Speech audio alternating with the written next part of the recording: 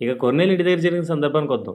అపోస్తల కార్యంలో 2వ అధ్యాయం 38వ వచనంలో క్రీస్తునందు విశ్వాసం ఉంచిన వారందరికీ పరిశుద్ధాత్మ అనే వరం అనుగ్రహించబడుతుందని రాయబడింది. ఇక్కడ పేతురు చెప్తుంది పరిశుద్ధాత్మ ద్వారా అనుగ్రహించబడే వరాల కోసం కాదు, పరిశుద్ధాత్మ అనే వరం కోసం. అంతేనా? పేతురు కొర్నేలింట్లో ప్రసంగిస్తుండగా అక్కడున్న వారందరి మీదకి పరిశుద్ధాత్ముడు దిగాడు. 10:46లో పరిశుద్ధాత్మ వరం అన్ని జనుల మీదకి సైతం కుమ్మరించబడిందని రాయబడింది. ఇక్కడ మీదకు కుమ్మరించబడెను అనే మాట పరిశుద్ధాత్మ ద్వారా అనుగ్రహించబడే వరాల కోసం రాయబడిందా, లేక పరిశుద్ధాత్మ అనే వరం కోసం రాయబడిందా?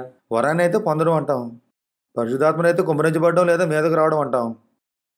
సో ఇక్కడ పరిశుద్ధాత్మ అనే వరం గురించి మాత్రమే రాయబడింది. వారు పరిశుద్ధాత్మను పొంది భాషలు మాట్లాడుతుంటే వారు ఏం మాట్లాడుతున్నారో పేతురుతో వచ్చిన ఇతర విశ్వాసులకు అర్థమైంది. అంటే అవి నానా భాషలా లేక అన్ని భాషలా?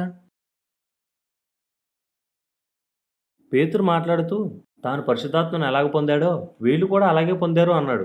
అంటే వీళ్ళు మాట్లాడేవి కూడా అన్ని భాషలనే కదా అర్థం. అవును. ఇక 19వ అధ్యాయంలోని సందర్భానికి వస్తే వారు ఏ భాషలో మాట్లాడారో చెప్పడానికి అక్కడ ఏ ఆధారం లేదు. అవి అన్య భాషలు కావచ్చు లేదా నానా భాషలు కావచ్చు. వారు ఏ భాషలో మాట్లాడినా కానీ పరిశుద్ధాత్మను పొందిన వాళ్ళంతా నానా భాషల్లో మాట్లాడతారనడానికి అపోస్తల కార్యాలు ఒప్పుకోవట్లేదని మీరు ఒప్పుకుంటారా?